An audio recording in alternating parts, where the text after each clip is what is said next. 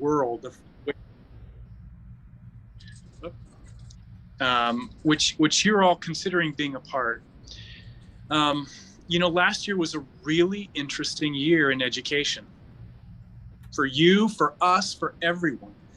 The pandemic, it either slowed schools down, or it stopped them, or in many cases, it really caused them to decline. Right? The pandemic slide just happened across so many industries, but in education, boy, it just really, really created a lot of not only anxiety, but reversals for families and schools.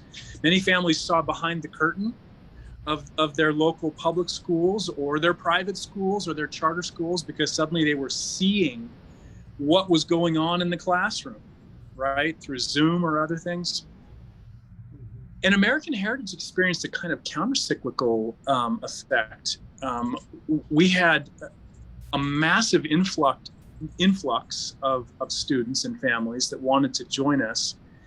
And this coming year, we will have our largest enrollment in school. I think there were a lot of families, and I think you may be some of those families, who are thinking, after what we've seen, we really need a school that will partner with us and not work against us, but work with us at levels that are deeply important to us, core value levels, faith level, right? Excellent academics, yes, but also this cultural faith component that's so important, to us as families, to maintain the rising generation faithful. So some of you may be aware that we, last year, not only did we pilot this AHS online for middle and high school, but we also offered elementary part day courses, blended learning courses, and we just recently announced the Salt Lake campus of the school, which will incorporate so much of our AHS online curriculum in a kind of pilot way to see whether we can replicate that in other locations. And we're confident that we can. And your families are going to be a part of this exciting movement. American Heritage is not just a school in American Fork. We are a movement of families all over the world. You're some of those who believe that education is a sacred matter. It's a family matter. And so we also know that last year was not perfect. This AHS online program that we launched, middle and high school online, we have a lot to improve. We get it, right? Dr. Riboldi knows, he's got a list of things that are going to be better this year. But that's who we are, right?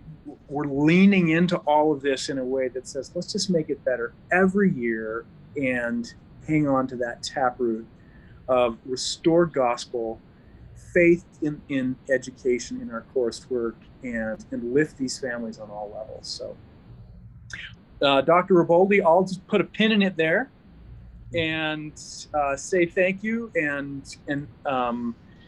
wish I could be with all of you wherever you are, and let you take it away from here, Pablo. Thank you so much. Appreciate that. All right.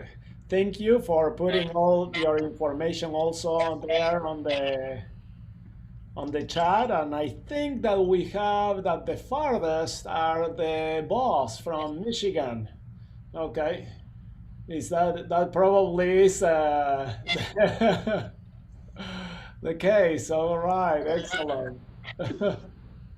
Yes, we have one family that has signed up from Hawaii, and last year we had a family that used to be here on campus. They moved to Ireland for a year, and they were doing the online school with us from Ireland, and now they are back here on campus. So let's get started with the webinar. This is the agenda of what we are going to talk about today. And I'm going to give kind of a historical kind of overview of education, specifically, educational systems worldwide, but more focus on what has happened here in America historically to give us a context of education. And then why we need to reclaim our children's education and how do we define that, and what are some of the options that are available, okay? So let's move on to the definition of education. Here in this slide, I have the definition of the word education from the Noah Webster 1828 dictionary and the current edition of the same dictionary, okay?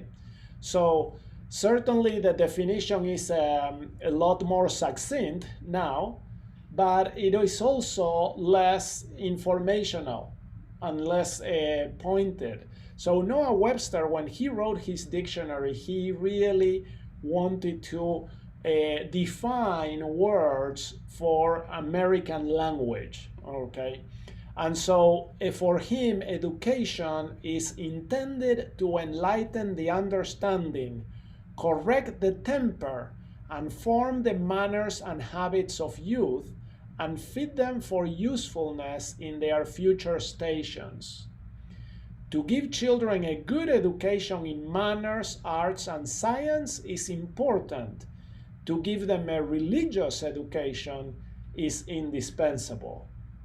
Okay, and he also points out here in the definition of the word that it is really the responsibility of parents to provide education. Okay, in the current definition, there's not much of that. Okay, in the definition, even if we look at the definition of the word to educate.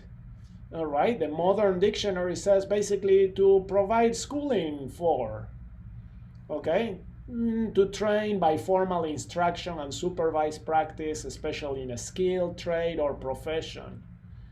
Okay, but the original definition of the 1828 dictionary talks about not only instruction and information, but again, enlightening the understanding, instilling into the mind principles of arts, science, morals, religion, and behavior. Okay. And it emphasizes again the responsibility of parents in providing, in educating their children. So let's look at a historical evolution of educational systems. Okay, actually, you know, it is interesting to point out that lately there has been a resurgence of homeschooling. But if you actually think about it, homeschooling has been the most preponderant educational system in the history of the world. Okay, most families did homeschooling. All right, that was basically the way that they educated one generation to the next. Tutoring was also very prevalent.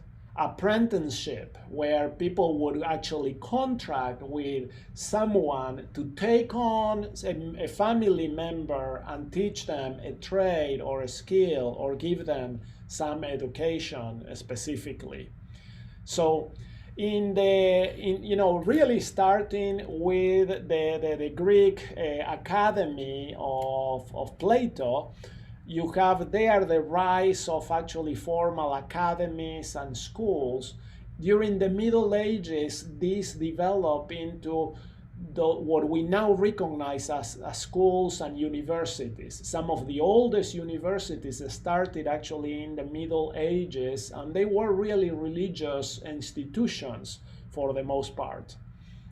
Private schools also started to develop at this time, all right? One-room schools was kind of a response to being able to provide educational opportunities in rural areas. But these were still a form of private schools. The people in the community would get together and they would hire a teacher to delegate the education of their children. Most of these schools and private schools, one-room schools, were in churches. And in these schools, religious education and academic education went hand in hand. There was really no separation of these two. In the middle to late 1700s, actually, the Prussians started what is called the Prussian education system. So the Prussian education system is actually the beginning of what we now see is the most prevalent form of schools. They introduced the concept of primary education, secondary education, tertiary education. They define grades. They started kindergarten, that is certainly a German word, all right? And this movement of the Prussian education system started expanding throughout Europe. The Prussians were really masters in organization and administration and so on, and a lot of what we see now comes from there.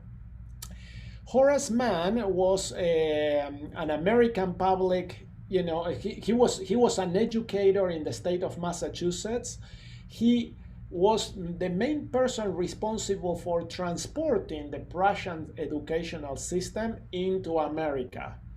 And he created, if you wish, the first American public education. And he insisted at this time that education should be non-sectarian.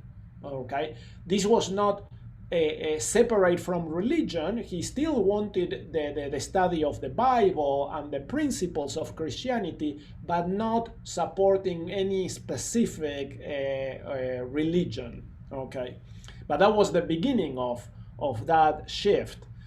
John Dewey in the late 1800s, beginning of the 1900s, started the progressive education movement. Okay, then all this continued to lead to compulsory public education. Okay, and so here we see, let's see some of the things that Horace Mann did, okay, into the public school system in America. So these are the principles that he espoused for education. Okay, so he said that education needed to be paid for by the public, that education is provided best in schools, and it needed to be open to lots of different children. Okay, and that the education needed to be non-sectarian. So these were the principles that Horace Mann started with the public education system. And one of the things that he also started was the normal schools. These were schools to train teachers. And he proposed that education was best provided by well-trained professional teachers. So that made also a shift from the family onto the professional teachers. John Dewey, in the progressive education era, he basically espoused these principles, that education is now a social construct and it is therefore a part of society and should reflect the community. So now the curriculum of this era started changing to reflecting all the things that were happening in society. This is the time when schools started having stages, band and sports, okay? Because in John Dewey's view, the school needed to reflect all the things, all the interests and professions that were in society at large, all right? So you can see the kind of also the shift of education away from academics and more into all different parts of what we now have in American public schools. And he espoused that schools are a means to reconstruct society, to change society. This was a big also change. This led us to what is called the long march through the institutions. Okay, in the 1960s, by this time, the communists, basically the communist Marxists realized we are not going to be able to promote a revolution of the proletariat, okay? The workers are not going to rise against the bourgeoisie, all right? And so they decided in order to effect the change that we want, we are going to actually insert ourselves into the existing institutions of the system, okay, and change the system from within. All right. And so you see that in education, we started with religious education. Then with Horace Mann, we changed to being sectarian education, non-sectarian education, sorry, with Horace Mann, okay, to now shifting into secular education, all right, the separation of church and state, 1962, the Supreme Court rule in a few cases there where they basically said, you know what, the state not only should not provide religious education, but we should actually completely separate that and secularize that. This is the time when prayer was forbidden from schools, or reading of the Bible and so on. So you can see how things started kind of devolving in education. Those who promoted the separation of church and state said, well, we can still provide moral type of education. But along the way came, postmodernism, revisionism, critical theories, okay, and all these things that actually make it in the place where we are now in public education. So public education has just been completely transformed, and now you can see why the definition of education has completely changed from the 1828 dictionary to the definition of today. Okay, so if we basically continue with the current way of looking at education through the public school system, we basically encounter the following attitudes. So these are some of the things that I have seen in many students, even in some of our students, that they have a kind of this type of attitude towards education. One attitude is that of pragmatism, the utilitarian view. So the students are always asking, why do I need to learn this? When would I ever use this? What is this good for? Okay. And basically these views of education is that we are not educating the mind, the temper, the character, but we are just teaching you some skills for some utilitarian purpose. Okay. Another way of describing this is basically saying, we focus on education as a materialistic thing, that education this is going to help you get into a college, a job, a position, a team, or whatever it is, okay, then the next thing, and it is just something to do, okay.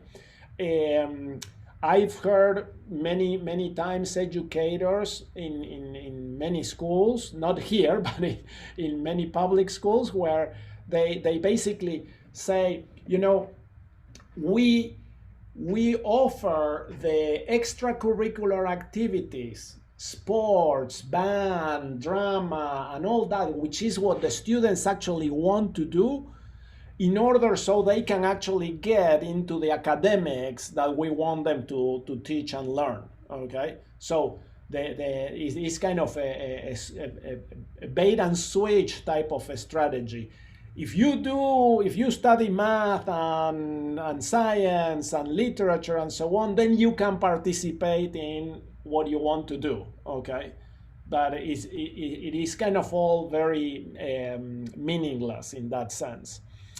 This really leads us to what we have seen kind of as a conveyor belt type of education. A lot of people, students, and parents see that it's just jumping some hoops. Okay, it's just get going, keep going, just do this and so on in order to get points or get an A and so on.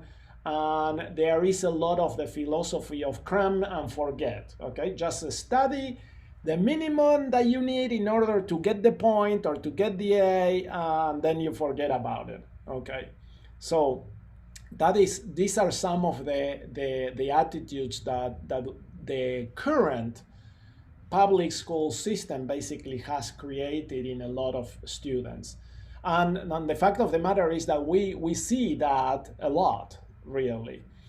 Another attitude, this comes from more of the point of view of parents, is that they see public school as just filling out a custodial function or a social function. Okay, so the public school is the place where the children are, in order to be out of trouble. They are kind of safe there, if you wish, so the parents can go to work. Okay, and the public school system has basically also become the center of sports, cultural activities, and social life for a lot of people.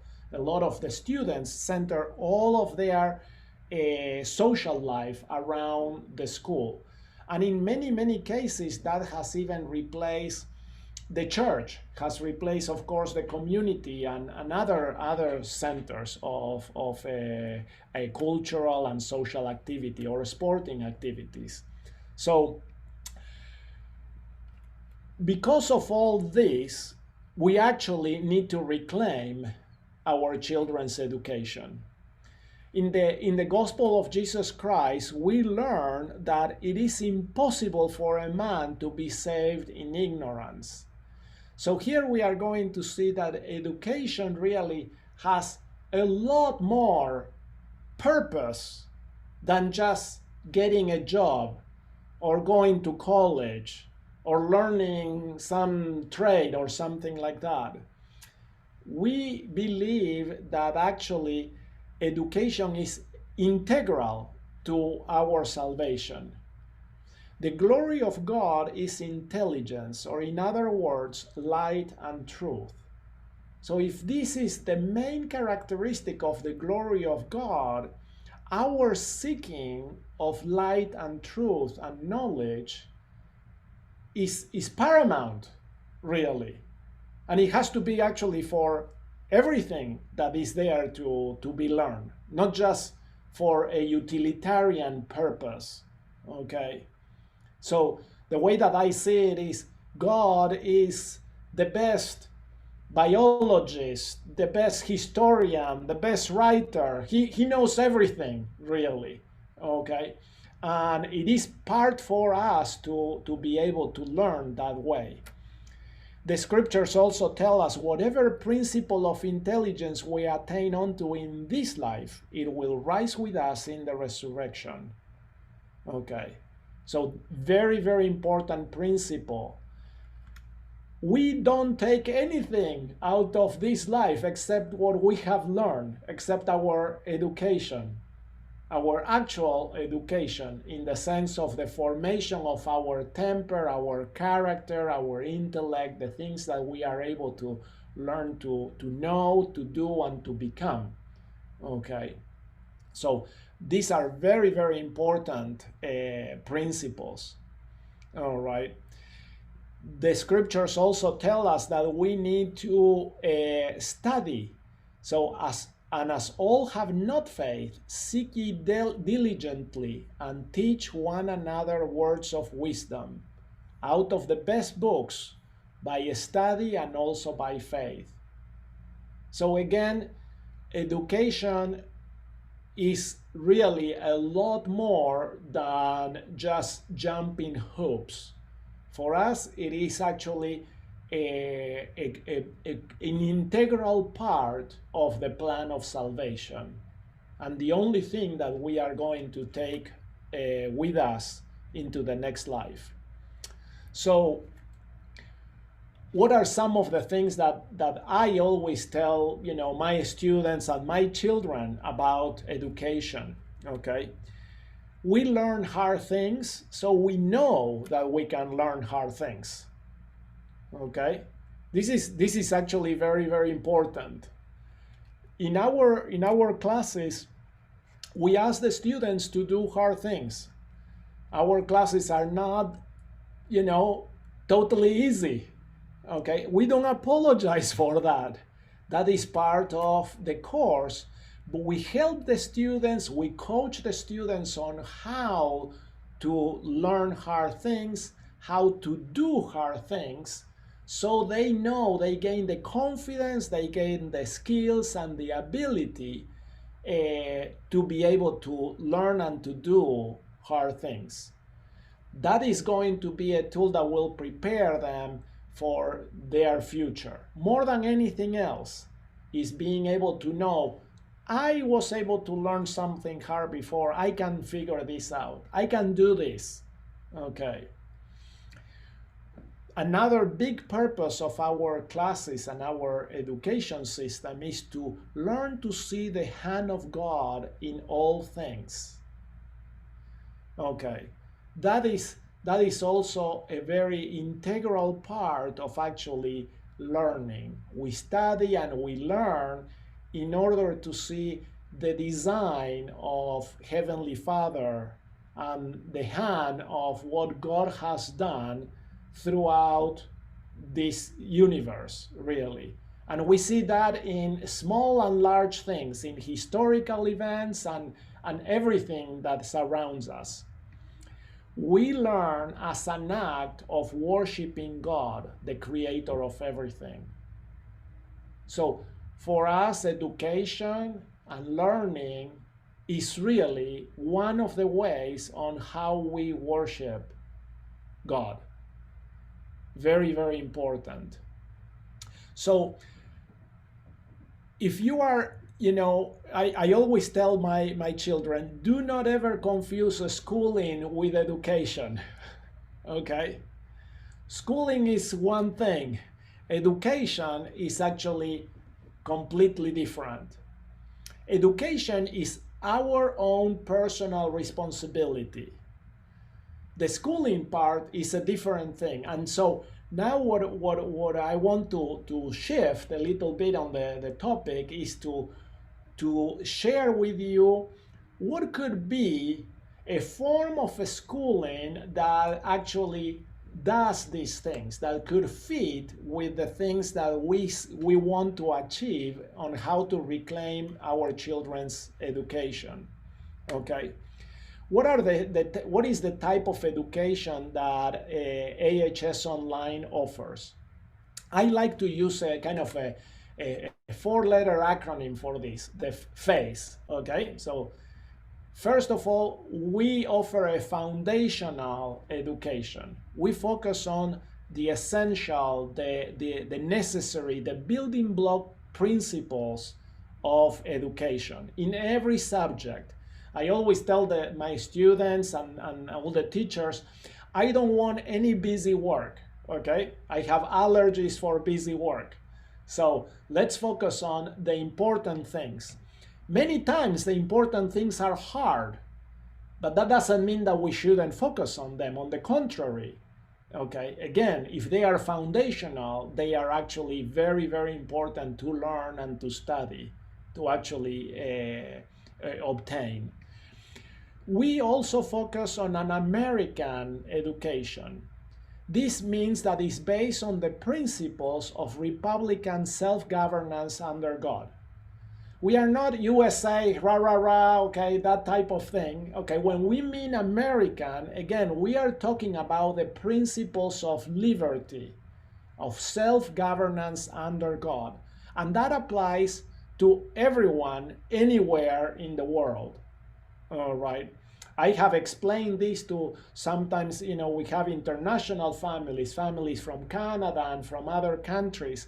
And when I explain to them that when we mean American education and what this means, they are completely okay with it. okay? Because they understand, yes, that is what we want also for our children, all right?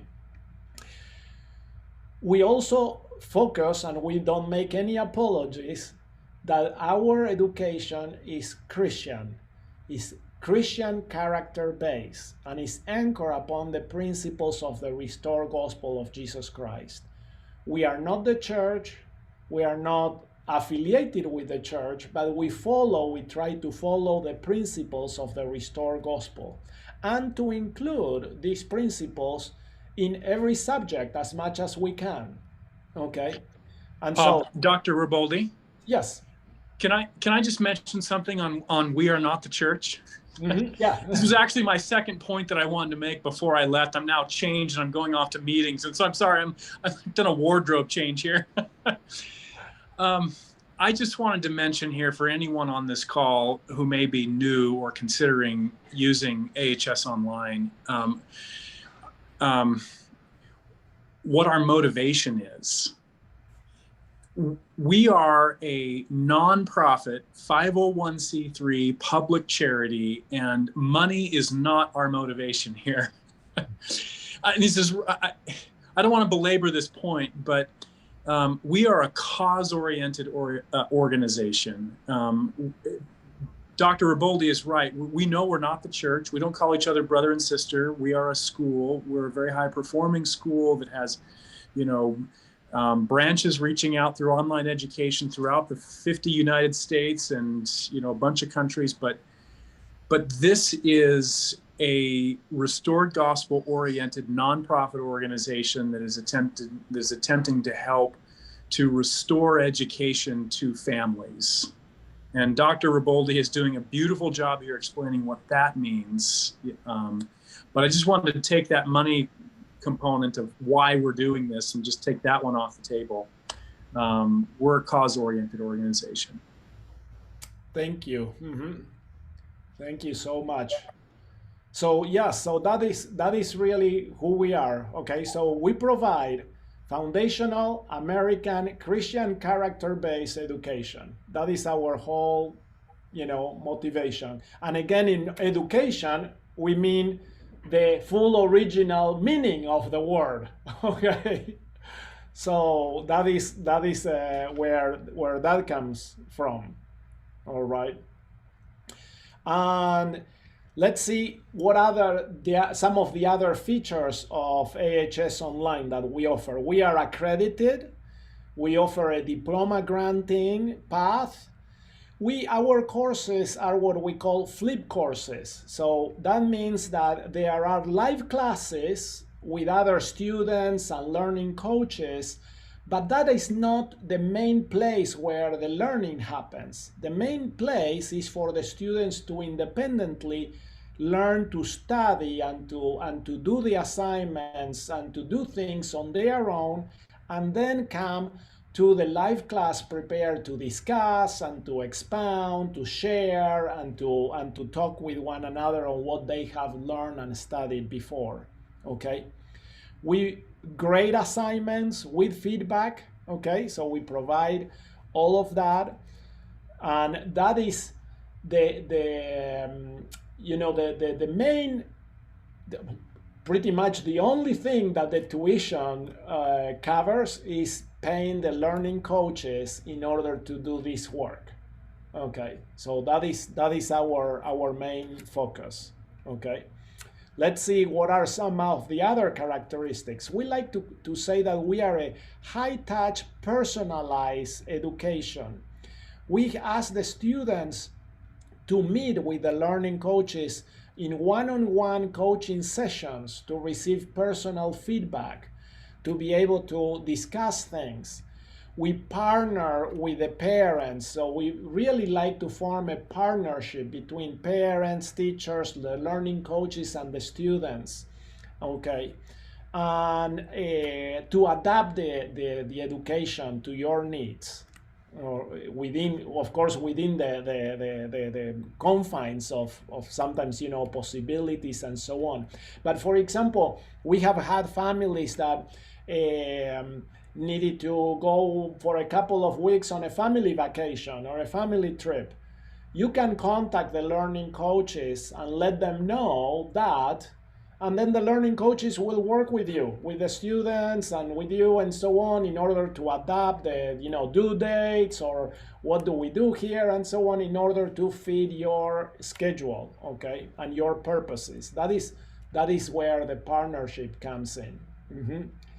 In the middle school, we have grades 7th and 8th, and our goal is to prepare the students to succeed in high school. But we started then teaching them how to be responsible online learners, to develop the academic and self-discipline skills that they will need for high school and beyond, and becoming proficient in our methodology of learning and doing things. Those are the main goals of the middle school. For the high school, we want to prepare the students to succeed in their lives, in their future educational careers, okay? So by mastering the curricular objectives, by developing Christian character, self-discipline, integrity, honesty, all the characteristics of a good Christian, okay? Developing a love of learning and becoming self-governed individuals who will serve their country and their fellow men. Those are the things that are our main objectives here for AHS Online. So, what are the next steps? My invitation to you, if you haven't done so, or if you are in the process, look at our website, okay? Review our middle school and high school programs, and click on the apply now to start the inquiry process, okay? This is the opportunity. We will ask you to share some information about your family and so on, but we want basically to see if you are a right fit for us and if we are a right fit for you, okay? That is really if this will be a good partnership. Part of this application process involves having a 1-hour interview, okay, where we will interview your children. We have also an admissions test that the students need to pass. The Boss family has just had their interview, and their children passed the exam. They did very, very well, really. Okay, and maybe if you want, Jared, Rachel, if you want to tell us about what was your experience during this process. What has been your experience so far? Mm-hmm. So can you hear me, Dr. Pablo? Yeah. Okay. Mm-hmm. Yeah, so we went through this experience just in the last really week and a half, and again, as Dr. Pablo said, it was very good to learn online, to learn about the program. We had a family that lived here in Michigan that had a student that went through the program last year and just had a great experience. And so we talked to the family even before contacting Dr. Pablo and Elizabeth Henderson, and we wanted to find out more because of the great experience they had. And just as they said at the beginning of the at this webcast, we had some concerns about our public school, the way they were running things, and with COVID, just weren't real comfortable that it was going to be the best fit. So we went through and had a wonderful meeting with Dr. Pablo for an hour, and had a good interview type of discussion with we actually had twins, a boy and a girl, that sat in, and it was a great discussion because we could find out more about the program, find out and make sure it was a good fit for our family, and then also certainly AHS could make sure that they felt the same. So once we had that interview, it was great. And then we, as Dr. Pablo said, we went through both of our kids took the assessment, and that sounds scary, but it wasn't that bad. And they went through and wrote a couple, a paper, and so it was a smooth process. So 2 thumbs up. I don't know, Rachel, if you want to add anything. Yeah, we're really excited about, seems like the level of education and everything involved. So it's going to be wonderful. Yeah. Thank you so much. Appreciate that. So, so that brings kind of an end to my part of the presentation. Now, I'm going to open it up here for question and answer. Okay. So now I'm going to stop sharing the screen. And if you want, you can unmute yourselves and ask a question, or you can type in the chat your questions, whatever you want to do. So now is the time for you to ask any questions, any comments or feedback on the presentation, any questions on that. We'll be happy to share. Okay. Yeah, Landon and Courtney did very, very well, really. Yeah. So, and it's I funny. have a question about the math. Yes. I understand everybody's going to be doing their own math. I have a 7th grader. But how do they get an assessment, or they get a book? Like, how does that work? Which math is decided? Excellent question. Thank you for asking that. So, yes, the math courses, those are the only courses where the students meet one-on-one with the learning coach, okay, whenever they want, at any time available, of course, okay. But we don't have a live class, again, because the students progress in math at their own pace. So what we do is, with the new students, the first thing that they are going to do, even before the beginning of the school year, Ms. Larson is going to contact each one of you and have kind of a little interview to see where the students are in math. What have they done? Which program have they done so far, and so on.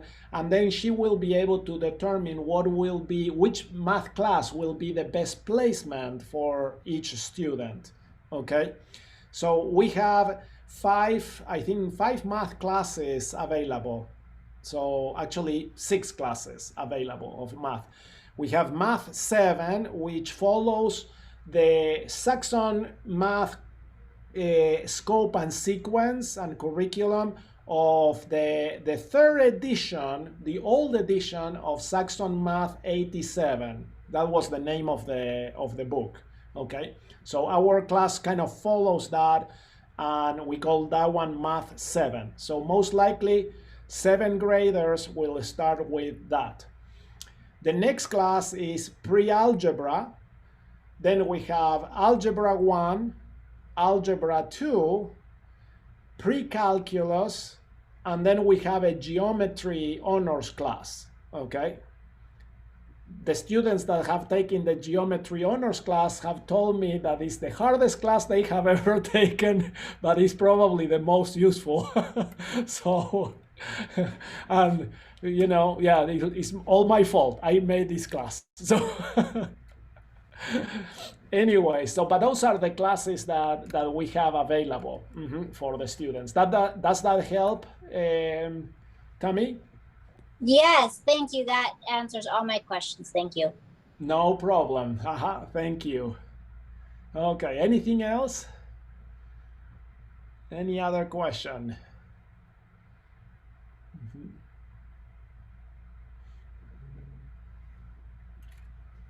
Okay. So I have a quick question. How do the kids get their textbooks and stuff like that? Is that something that comes through you guys, or how does that work? Excellent question. So we tried to keep the cost of the classes to the minimum, okay, level. And so we try to offer a lot of the materials and sources that are already available online. But there are, of course, some courses that will require some textbooks, okay? And because of where everyone is the best thing is actually for us to just tell you which textbooks are needed in which classes, and then you order them from Amazon or any bookstore that has them available. We publish the ISB number specifically, so we make sure that you have the right edition for the textbooks. Okay. So the classes that probably require the most as far as textbooks go are literature, where we read some books there, of course, but they are usually very inexpensive. In biology class, the biology in high school, I'm actually going to be using a free open educational resource textbook that you can download the free PDF of the book, or you can order a printed version online. Okay, so I order a copy because I like, to read. Okay, I keep this for many years and so on. And so you can order it online, or you can just use the PDF for that. And then in math, in some of the math classes, we are going to be using, again, the Saxon Math course. So you may need to be able to find and buy one of those textbooks. Okay.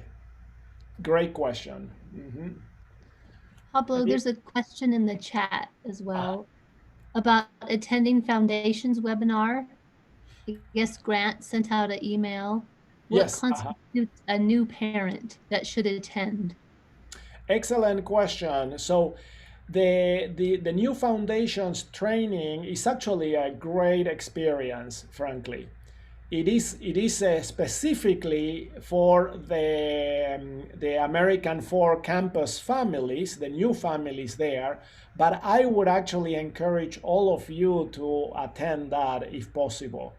It is on August 2nd, okay, so it's Monday, August 2nd, from 8 to 11 a.m. Mountain Time.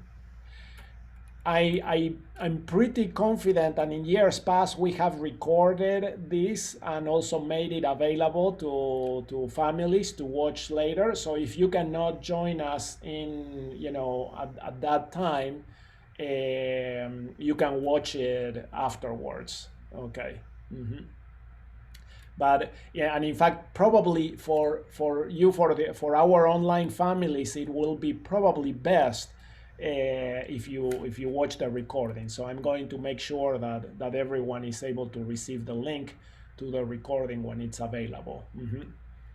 But it's a great experience. They talk a lot about the philosophy of the school, the history of the school, what we are about, and how to make this partnership work best. Okay. Excellent question. Okay. There's a couple more. Yeah. How does credit for fine arts and sorry, my eyes are not working today. Physical education work? What is the best process to get things approved? Excellent question. So we are an online school, and one of the problems really of being fully online is we cannot provide for the extracurricular activities, okay, especially sports. And I am a firm believer on the importance of these type of activities. So what we have done is we have 3 classes that are they are called experiential learning, artistic performance, and athletic performance. And these classes are designed for your student to be able to earn high school credit for doing what they are already doing. Okay, so it's a way for us to basically motivate them more to practice their instrument or to do their sport and then come and report. The class is actually very simple. We ask the students to set goals. So this kind of follows a lot the youth program of the church of setting goals and reporting.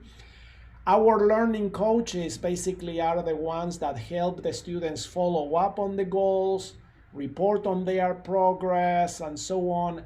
and then at the end of the semester or the school year, they are able to kind of celebrate what they have accomplished and earn credit. Okay, so the requirement we have in part of the high school graduation requirement is to complete 1.5 credits in athletic performance, and I believe also 1 or 1.5 credits in fine arts. So for the artistic performance part.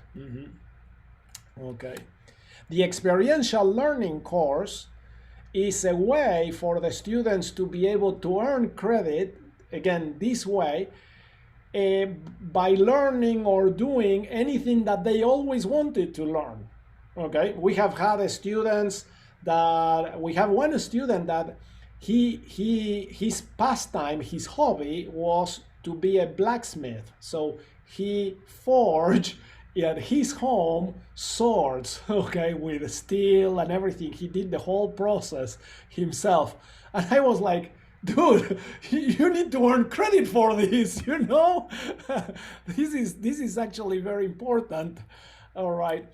We've had another student that his father work in a factory, and they use a specific type of machine to create, mold steel and so on.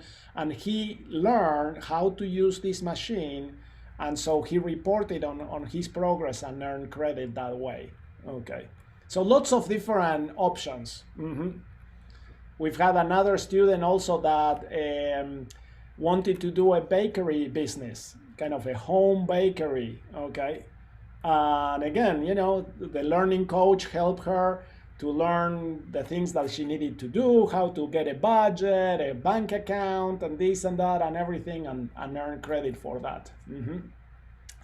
So these classes are what we call a variable credit, okay? So if the student does one of these classes for a semester, then they earn half a credit. If they do it for the full year, they earn 1 credit, or if they do it just for a term, they earn 1/4 of a credit. Okay, so they can choose also the length of their experience. Okay, excellent. Last question that I see here is there a deadline to sign up for HS Online, and when is it? Well, excellent question. So we are in the process of doing all the admissions and signing up the students for their classes and so on. So I really would like to encourage all of you to start the process if you haven't, okay, or finish the process if you are kind of in the middle, in order for us to be able to then narrow down and see, okay, which classes do we need to offer and when, and put everyone in the right place, okay?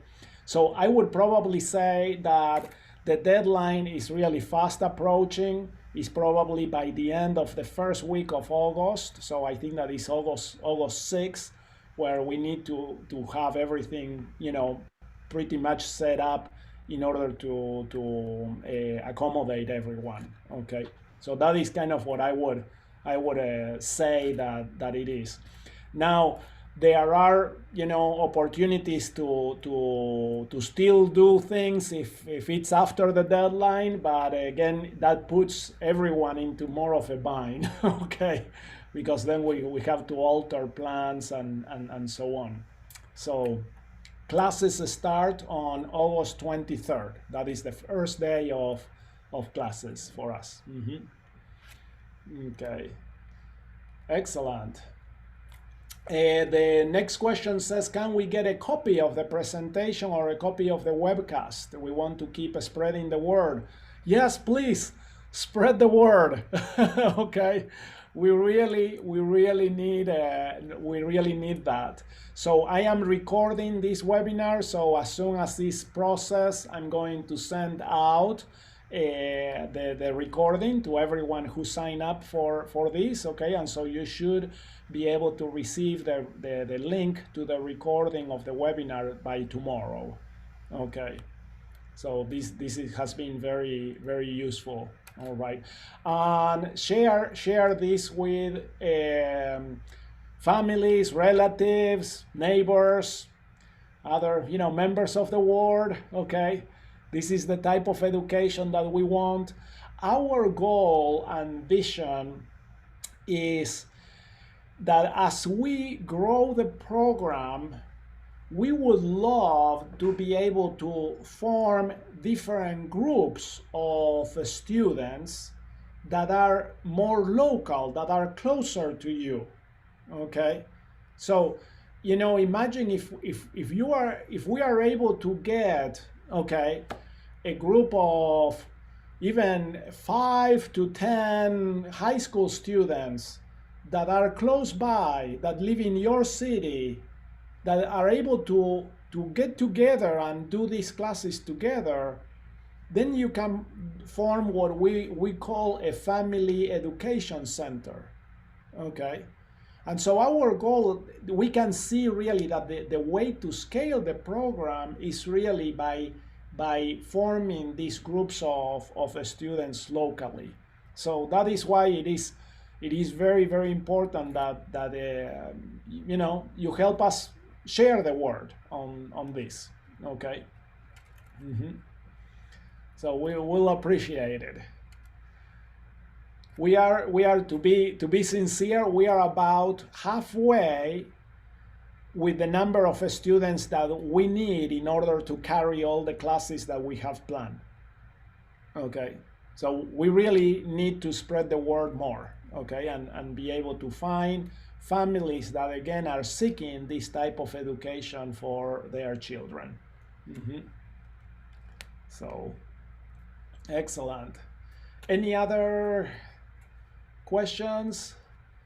We are right at 7. Okay, so if there's no other questions, we will thank you from the bottom of our hearts. Okay, we are very grateful. Elizabeth is our office manager. She's does all the processing for the admissions process and transcripts and enrollments and so on. Okay, and she's wonderful to work with. And we love meeting with all of you. Okay. So thank you so much. All right. If there's anything else, if not, we are like, okay. This is always the awkward part of the Zoom meeting, where you're like, okay, do I finish the meeting? Do I wait? What happens here? Okay, so thank you so much. Bye bye.